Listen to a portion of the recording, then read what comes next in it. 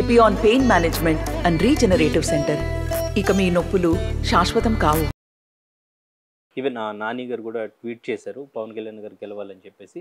ఆర్టిస్టులు మ్యాక్సిమం ఆర్టిస్టులు అందరూ కూడా అక్కడికి వెళ్ళడం, ఈవెన్ ఫ్యామిలీ మెంబర్స్ కూడా ఇంతమంది ఒక కాన్స్టిట్యున్సీలో ఇంతమంది వెళ్ళి ప్రచారం చేస్తే తప్ప ఒక పార్టీ అధ్యక్షుడు గెలవలేని పరిస్థితి. ఒక మాట అండి, ఓట్ ఈజ్ వాల్యుబుల్.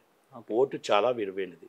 నేను శ్రీకాకుళం ప్రచారం చేసి వచ్చాను, విజయనగరం అనకాపల్లి ప్రచారం చేసి వచ్చాను, అనకాపల్లి జిల్లా, అలాగే విశాఖపట్నం జిల్లా ప్రచారం చేసి వచ్చాను. ఇంకా విజయనగరం జిల్లా వెళ్ళాలి, వాళ్ళు నైట్ వెళ్తున్నాను, మళ్ళీ వేరే పని నుండి ఇక్కడికి వచ్చాను. ఇంకోటి ఏమంటున్నానంటే ప్రతి ఓటు ఈజ్ వాల్యుబుల్. కూటమి ఓటు ట్రాన్స్ఫర్ అవ్వాలి, ప్రతి ఓటు వాళ్ళకి అవ్వాలి, ఆ కూటమి అభ్యర్థి గెలవాలి, ఎంపీ అభ్యర్థులు గెలవాలి. మన రాష్ట్రం బాగుండాలంటే, రాష్ట్రం అంధకారంలో కాకుండా మనం నిలబడాలని చంద్రబాబు గారు రావాలి. రాజధాని లేని రాష్ట్రం కాకుండా అమరావతి రావాలంటే చంద్రబాబు నాయుడు గారు, చిరంజీవి గారే కాదు, ఇంకొకరే కాదు, ప్రతి ఒక్కరు మీరు ఒక్కటే మన ఇంట్లో కూర్చుంటే ఓటేస్తారు గెలుస్తారు అనేది ఈ రోజుల్లో లేవు. అక్కడ వంగా గీతా గారు ఉన్న మా సోదరి, అలాగే మా ముద్రగడ పద్మనాభరెడ్డి గారు ఉన్న, ఎవరున్నా పవన్ కళ్యాణ్ గారు 1,10,000 మెజార్టీతో గెలుస్తున్నారు. ఆమె ఏ రోజు కూడా వ్యక్తిగతంగా మాట్లాడట్లేదు, ఆమెను మనం ఒక్క మాట కూడా అంటానికి లేదు.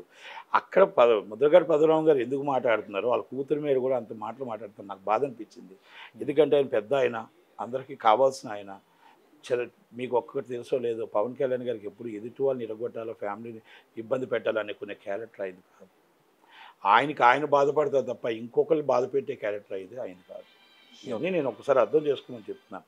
పద్మనాభం గారు పెద్దలు, ఆ అమ్మాయి మీ మాటలు బాగోలేవా అంటే నేను ఆయన ప్రెస్ మీట్ పెట్టి మరీ చెప్పారు. అంటే అమ్మాయి వెనకాల పవన్ కళ్యాణ్, చంద్రబాబు నాయుడు వీళ్ళే ఉన్నారు, అసలు నా కూతురు అని చెప్పడం ఎందుకు, నా కూతురని ఎందుకు చెప్పాలి అని చెప్పేసి, మీ ఫ్యామిలీ గురించి ఎందుకు చెప్పట్లేదు, పిల్లల గురించి అన్ని మాట్లాడారు. ఆయన మాట్లాడిన మాటలకి ఆయన కుటుంబానికి నచ్చలేదు.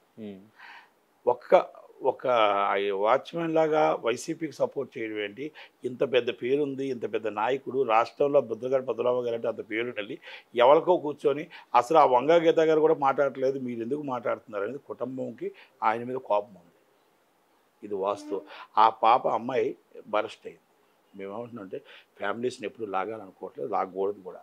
ఆ అమ్మాయి కూడా నేను చెప్తున్నా, రిక్వెస్ట్ చేస్తున్నా, అమ్మ ఫాదర్కి మీకు అంటే ఫాదర్కి వ్యక్తిగతంగా మీకు ఏమి లేవని నాకు తెలుసు, కానీ మళ్ళా రిక్వెస్ట్, రాజకీయం ఎలా నడుస్తుంది. తల్లికి తండ్రికి కూతురికి గొడవలొద్దు. ఈ రాజకీయంలో పవన్ కళ్యాణ్ గారు గెలుస్తున్నారు, 100% పవన్ కళ్యాణ్ గారు బంపర్ మెజార్టీతో గెలుస్తారు.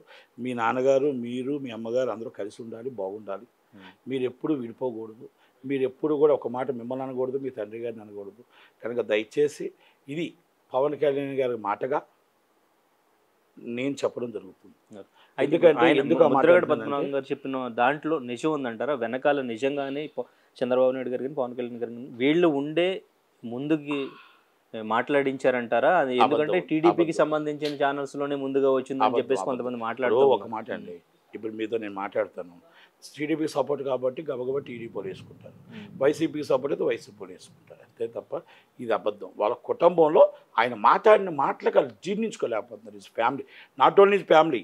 అంటే ఈస్ట్ గోదావరి జిల్లాలో శంఖవరం, కాకినాడ, మొత్తం టోటల్ పిఠాపురం, అమలాపురం, రావులపాలెం, ప్రతి ఏరియా కూడా ఆయనకి కాపులు యాంటీ అయ్యారు.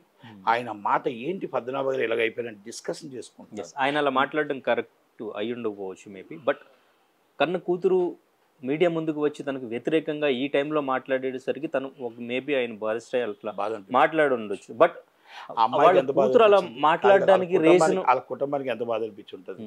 ఆ కుటుంబంలో చూటుపోటు మాటలు పక్క నుంచి ఊళ్ళో, అది మన ఊళ్ళు అంటాం. ఇప్పుడు మన సిటీ వేరు, అక్కడ ఊళ్ళు వేరు. ఊళ్ళు అంటే ముద్రగడ భద్రగా నడిచి వస్తుంటే నడిస్తే 500 మంది వస్తారు ఆయన. అలాంటి వ్యక్తి ఈరోజు మీ నాన్న ఏంటమ్మా ఇలాగంటున్నారు, మీ నాన్న ఏంటమ్మా ఇలా మాట్లాడుతున్నారు, ఇది ఏంటమ్మా మన కాపోడే కదమ్మా పవన్ కళ్యాణ్ గారు అంటే ఆ అమ్మాయికి ఎంత బాధ అనిపించి ఉండొచ్చు, ఆయనకి ఎంత బాధ అనిపించచ్చు. ఆ నాన్నగారు మాట ఈ రోజే కాదు, ఎవరి మాట వినడు ఆయన, ఎవరి మాట వినడు. అది ఆయన ఎవరి మాట వినే వ్యక్తి కాదు. అది ఓకే. కానీ అంటే వీడియో పెట్టడానికి రీజన్ వెనకాల ఎవరు లేరంటారు ఇండివిజువల్గా? ఒక మాట అండి, ఆడపిల్లల్ని తీసుకొచ్చి ఆడపిల్లల కుటుంబాలు ఇబ్బంది పెట్టి రాజకీయం చేసే క్యారెక్టరు కూటమిలో లేదు, ఇది మర్చిపోండి.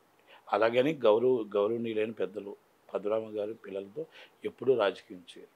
అది ఎట్టి పరిస్థితుల్లో దాన్ని జరగదు, దానికి ఎట్టి పరిస్థితుల్లో అది జరగదు. కావాలంటే చిరంజీవి గారి ఫ్యామిలీ మొత్తం గురించి ఆయన ప్రెస్ మీట్ లో మాట్లాడండి, ఆయన విజ్ఞతకి వదిలేస్తున్నాం. ఫ్యామిలీ కోసం మాట్లాడి చిరంజీవి ఫ్యామిలీకి ఎలాంటి ఫ్యామిలీ వాళ్ళకి తెలుసు. ఇప్పుడు వైసీపీ వాళ్ళు మాట్లాడిస్తున్నారు ఆయన్ని. వైసీపీ వాళ్ళు నువ్వు మాట్లాడు అని మాట్లాడిస్తున్నారు తప్ప చిరంజీవి గారి ఫ్యామిలీ మెగా ఫ్యామిలీ కోసం అంతా ఆయన తెలుసు. తెలియదు ఏం కాదు. నమస్తే అండి. ఇది వ్యాపారం గురించి కాదు, ఓటు గురించి. ఎన్నికల్లో ఓటు వేయడం మన హక్కు మాత్రమే కాదు, కర్తవ్యం. ఎంతో మంది మహా నేతలు శ్రమించి ప్రాణత్యాగం చేసి ఈ అవకాశాన్ని మనకిప్పించారు. అందరూ ఓటు వేద్దాం. ఎందుకంటే ఓటు హక్కు ఊరికే రాదు. నా ఓటు ఎవరికో తెలుసా? అది సీక్రెట్ అండి.